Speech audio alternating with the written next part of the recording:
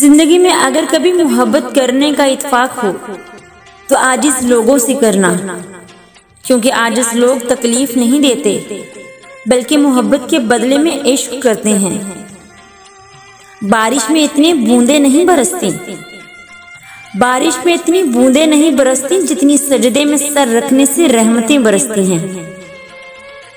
गुफ्तगू में सबसे बड़ा मसला यह है कि हम समझने के लिए नहीं सुनते बल्कि जवाब देने के लिए सुनते हैं।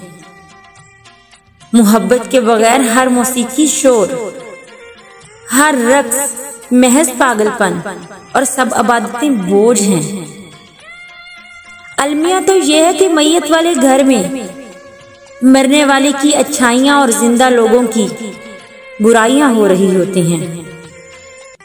झूठ कभी इज्जत नहीं पाता, चाहे इसके चेहरे पर चांद नमूदार हो जाए, और सच कभी जलील नहीं होता, चाहे सारा जमाना खिलाफ हो जाए।